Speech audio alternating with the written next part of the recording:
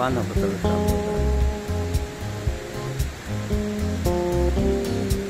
Περπατάμε το μονοπάτι ανάμεσα στα πλατάνια.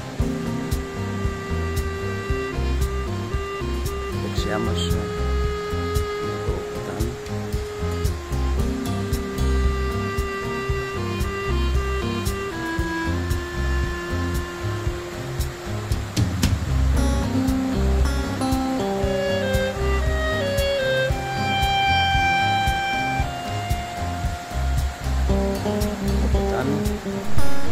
Στο όρος Βόρας, Καϊμάκτσαλαν, και στη Μεγάλη Χαράδρα Ίσιο Πεύκο, αλλιώς Ράμνο Μπορ, 3 ρέματα, το Ίσιο Πεύκο, το Λούτα και το ρέμα της Κουνουπίτσας, ενώνονται για να σχηματίσουν ένα ρέμα, τον Άγιο Νικόλαο ή Θερμοπόταμο, που καταλήγει στην πεδιάδα της Αριδαίας.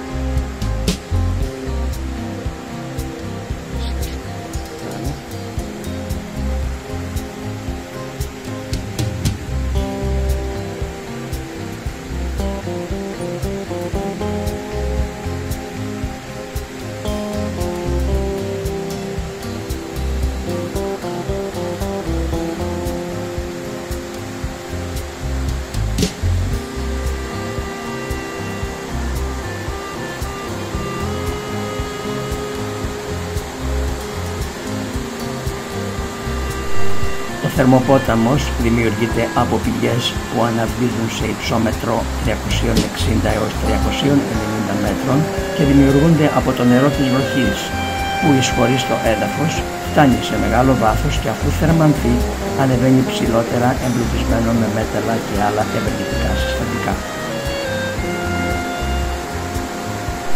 Στην ίδια διαδρομή υπάρχουν πολυάριθμοι καταράκτες που είναι μέρος των αντιπλημμυρικών έργων. Η βλάστηση είναι πλούσια με κυριαρχία των πλατανιών αλλά και βραχωδών εξάρσεων. Εκεί στις παρυφές βρίσκονται και τα θερμά λουτρά, τα Πόζαρ, στο λουτράκι της Αριδαίας με υπαίθριες πισίνες ζεστού νερού ακόμα και τον χειμώνα.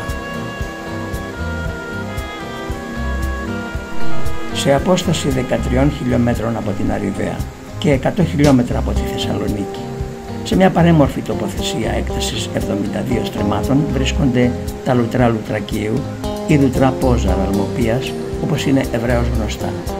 Η ονομασία τους προέρχεται από τις λέξεις «πο» και «ζάρ» που σημαίνουν «κάτω από τη φωτιά». Πρόκειται για έναν τόπο πλούσιο σε βλάστηση και φυσική ομορφιά.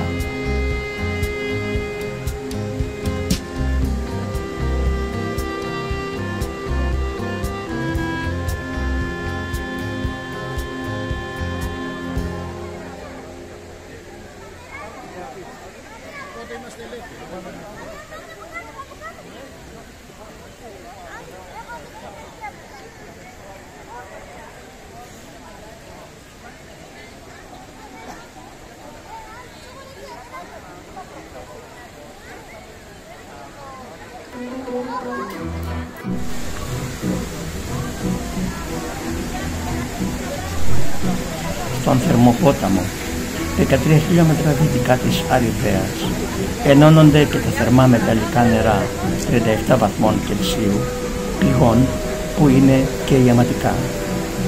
Σε μικρό μήκος της διαδρομής, τα νερά, τα κρύα του ρέματος και τα θερμά των πηγών πηγαίνουν παράλληλα μέσα στην ίδια κήπη, στον ίδιο ποταμό.